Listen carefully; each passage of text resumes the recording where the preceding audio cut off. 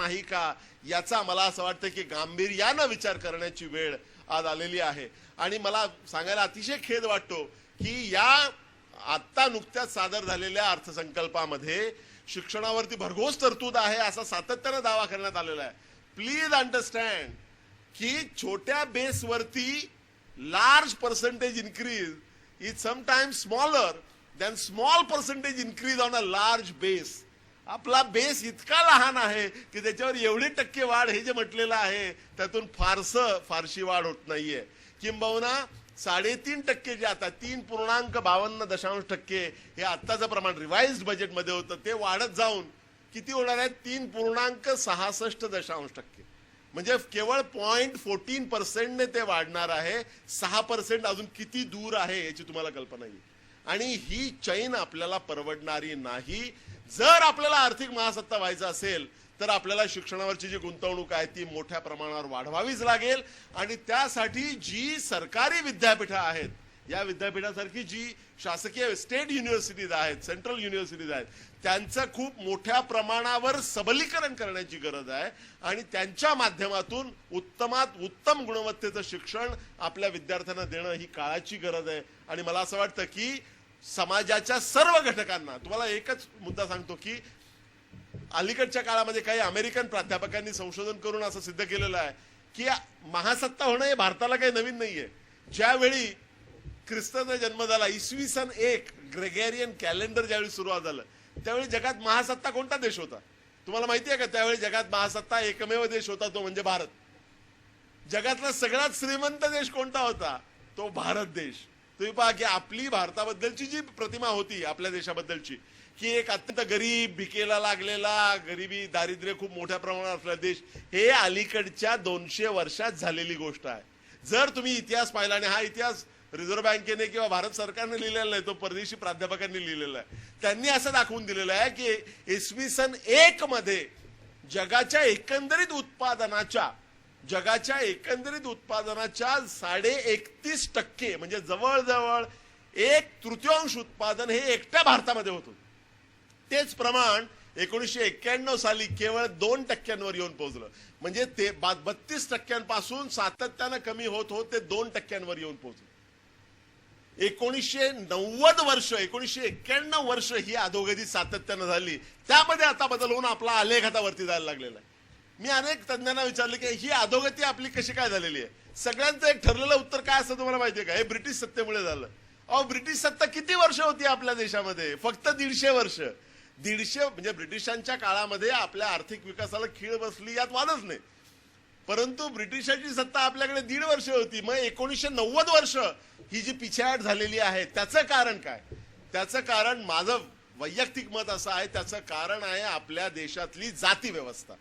ज्या समाजामध्ये, ज्या देशामध्ये केवळ 2-3% लोकांना आपल्या विकासाचे संधी उपलब्ध होतात, तो देश सातत्यानं प्रगती कशी करू शकेल?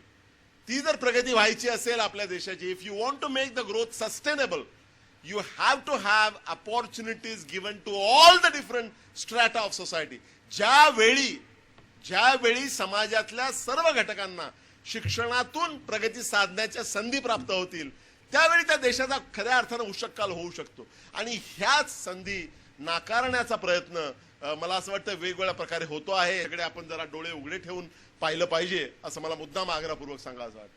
शेवटचा मुद्दा आता घेतो आपल्या मानसिकतेबद्दल. या बाबतीमध्ये मला विद्यार्थ्यांशी डायरेक्टली बोलायचं आहे. मी अनेक ठिकाणी ज्यावेळी जातो त्यावेळी मला विचारतात तुमच्या यशाचं रहस्य काय? तुम्हाला माहिती आहे की यशाचं रहस्य वगैरे असं काही नसतं, त्याचा काही फॉर्म्युला वगैरे नसतो. परंतु काही गोष्टी अशा असतात की ज्या जाणीवपूर्वक कराव्यात आणि काही गोष्टी अशा असतात की ज्या कटाक्षाने टाळाव्यात. तसं त्याला इंग्लिशमध्ये डूज आणि डोंट्स म्हणतात. तो माझा एक फॉर्म्युला आहे, तो मी सांगणार आहे तुम्हाला 7-8 पॉईंटचा छोटा. आणखी मी 5 मिनिटं सर घेऊ शकतो ना? आणखी 5-10 मिनिटं घेणार आहे मी, चालेल ना? तर तो जो मुद्दा आहे, हा जो प्रोग्राम आहे, तो प्रोग्राम मी तुम्हाला सांगू इच्छितो. पहिला मुद्दा जो आहे तो मुद्दा असा आहे की इथे बेसिक धारणा अशी आहे, मूल धारणा अशी आहे की प्रत्येक व्यक्तीमध्ये कुठला ना कुठला राजहंस दडलेला असतो. प्रत्येक व्यक्तीमध्ये असं कोणीही नाही की जो टाकाऊ आहे, पूर्णपणे टाकाऊ आहे. प्रत्येक व्यक्तीमध्ये कुठला ना कुठला राजहंस दडलेला असतो. मग तो कुठल्या एखाद्या विषयाचा असेल, एखाद्या शास्त्राचा असेल, एखाद्या क्षेत्राचा असेल, एखाद्या कलेचा असेल, एखाद्या क्रीडेचा असेल, कुठला तरी राजहंस हा त्या व्यक्तीमध्ये दडलेला असतो. त्या राजहंसाचा शोध घेणं हे शिक्षणाचं खरं कार्य आहे. त्याला चालना देणं, या शोधाची जी प्रक्रिया आहे त्या प्रक्रियेला चालना देणं हे खरं शिक्षणाचं काम आहे. डूज अँड डोंट्स मध्ये पहिला मुद्दा असा आहे की ध्येय असलं पाहिजे. एक निश्चितपणे ध्येय तुम्ही सुनिश्चित केलं पाहिजे आणि ते ध्येय मोठंच असलं पाहिजे. नेहमी असं मी म्हणतो आणि अनेक ठिकाणी म्हटलं गेलेलं आहे की it is not failure, it is the low aim that is a crime. तुम्ही प्रयत्न करून जर यश मिळालं नाही तर ते क्षम्य आहे, पण तुम्ही प्रयत्नच करायचा नाही आणि तुम्ही स्वतःला जे ध्येय घालून ठरवणार ते ध्येयच मर्यादित ठेवायचं, ही आत्मवंचना आहे. ते करू नका. त्यामुळे पहिला मुद्दा जो आहे तो उच्च ध्येयाचा आहे. दुसरा मुद्दा मला जो सातत्याने सांगायचा होता, हे जे ध्येय तुमचं असेल त्या तुम्ही ठरवलेल्या ध्येयाच्या परिपूर्तीसाठी तुम्हाला झटलं पाहिजे, झपाटल्यासारखं त्या ध्येयाच्या मागे लागलं पाहिजे. प्रचंड इच्छाशक्ती त्याच्या मागे लावली पाहिजे. गाजराची पुंगी आहे, वाजली तर वाजली, नाही तर मोडून खाल्ली, असा जर दृष्टिकोन तुम्ही तुमच्या ध्येयाकडे ठेवला तर तुम्ही ध्येयाच्या जवळपासही जाणार नाही. एखाद्या गोष्टीच्या मागे वेळ लागल्यासारखं लागणं याच्या इतकी दुसरी शहाणपणाची गोष्ट नाही असं मला वाटतं. याच्यासारखी दुसरी शहाणपणाची गोष्ट नाही. त्यामुळे दुर्दम्य इच्छाशक्ती ही अत्यंत आवश्यक आहे. तिसरा जो मुद्दा आहे तो कठोर परिश्रमांचा आहे. कठोर परिश्रमांना पर्याय पूर्वी नव्हता, आता नाही आणि यानंतर असण्याची सुतराम शक्यता नाही. त्यामुळे कठोर परिश्रम हे टाळण्याचा प्रयत्नही करू नका तुम्ही. कठोर परिश्रमाशिवाय यश मिळणे शक्यच नाही. आणि ज्या गोष्टी सहज साध्य असतात त्या बिनमहत्वाच्या असतात. जर एखादी चांगली गोष्ट तुम्हाला साध्य करायची असेल तर त्यासाठी कठोर परिश्रम करावे लागतात. आणि तिथे मला हे वाक्य फार एक आवडतं वाक्य, थॉमस अल्वा एडिसन ज्याने इलेक्ट्रिक बल्बचा शोध लावला त्याचं एक फार सुंदर वाक्य आहे. ते वाक्य असं आहे की even for a genius it is 1% inspiration and 99% is perspiration. म्हणजे अत्यंत प्रतिभाशाली व्यक्तीच्या आयुष्यामध्ये सुद्धा प्रत्यक्ष प्रतिभेचा भाग हा केवळ 1% असतो. उरलेला 99% भाग हा त्या व्यक्तीने गाळलेल्या घामाचा असतो. याचा कदापि विसर पडू देऊ नका. त्यामुळे कठोर परिश्रमांना पर्याय नसतो. चौथा मुद्दा जो माझा आहे तो टाइम मॅनेजमेंटचा आहे, वेळेचं नियोजन करण्याचा. आणि विद्यार्थ्यांना मला मुद्दाम हे सांगायचं वाटतं, मी अनेक वर्ष अमेरिकेत राहून ज्यावेळी परत आलो तर माझे पुतण्या सगळे मोठे झालेले होते. त्यांच्या बोलण्यामध्ये मी एक शब्द ऐकला, टीपी. मला कळलं टीपी काय भानगड आहे. मी त्याला विचारलं टीपी काय रे. एका माझ्या पुतण्याला टीपी म्हणजे टाइम पास.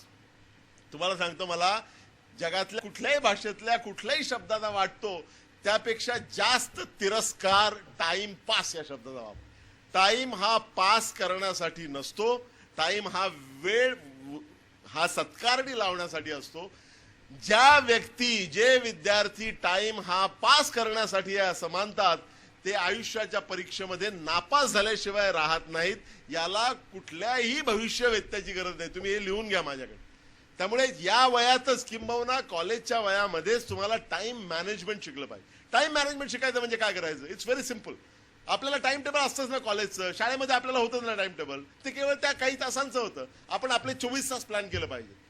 आपल्याला दिवसाला 24 तास आहे, एवढा वेळ विश्रांती घेण्यासाठी आहे, एवढा वेळ शाळेसाठी कॉलेजसाठी आहे, एवढा वेळ गृहपाठ करण्यासाठी आहे, एवढा वेळ मित्रांच्या बरोबर जाण्यासाठी आहे, एवढा वेळ घरात काम करण्यासाठी आहे. हे सगळं आपण ठरवून घ्यायचं. दुसरा कोणीतरी करतोय म्हणून आपण करायचं आणि दिशाहीन आयुष्य जगायचं हे टाळलं पाहिजे. तुम्ही जाणीवपूर्वक तुम्हाला काय हवं ते ठरवून घ्या ना.